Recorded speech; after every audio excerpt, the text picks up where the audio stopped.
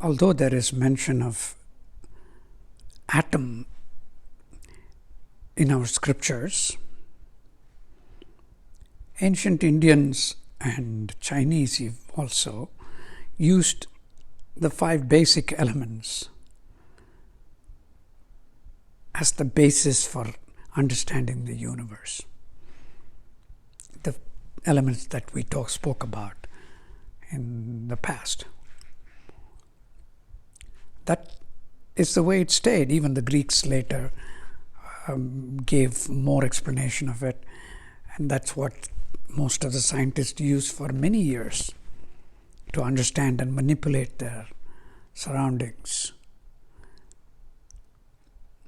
Only in the 1800s, we had Dalton, I believe, give us the concept of an atom, and it took another 100 years for us to actually understand what an atom is, that it contains a nucleus, proton, and electrons orbiting around those. And then we started describing elements based on how many neutrons, protons, and electrons are in an atom. On an average, that too, because there are isotopes. And then we also, later on, recent times,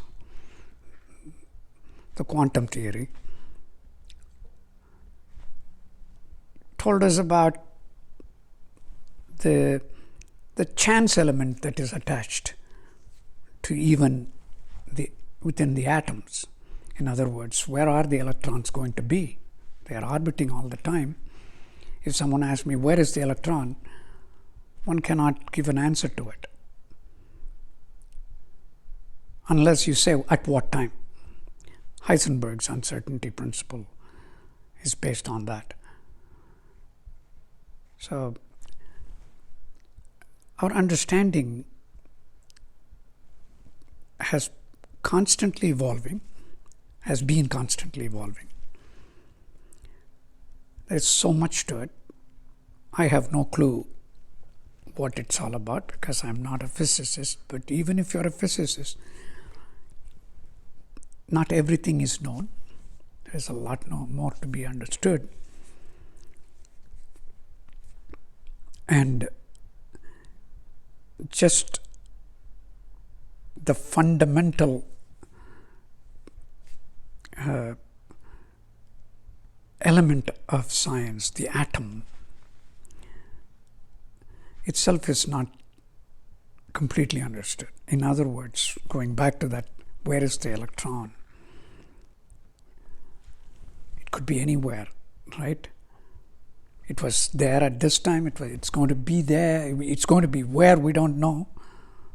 But if you say at that time, where is it, and you can find out.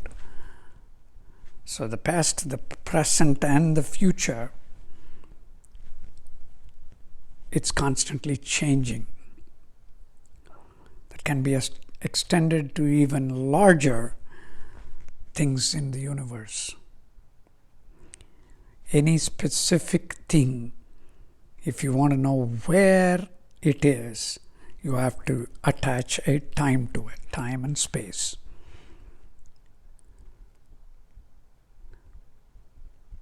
So, this three-dimensional thing that we observe is constantly changing over time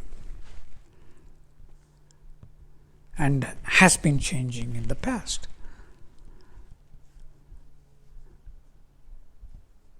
So if something is beyond this universe and time, remember time itself came about after the universe began, after the Big Bang. So if something is outside of it, that can understand or see the time from the past, future, and the present, and everything within that. Krishna is talking about it here.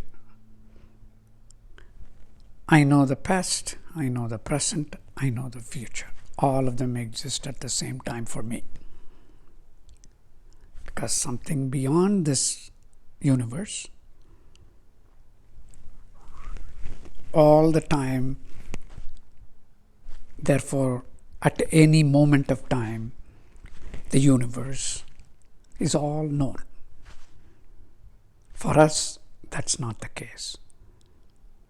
What happened 10 seconds ago cannot be registered. I don't know where my hand movement was, for instance.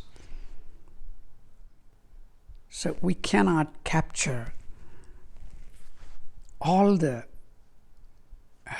happenings at every time slice.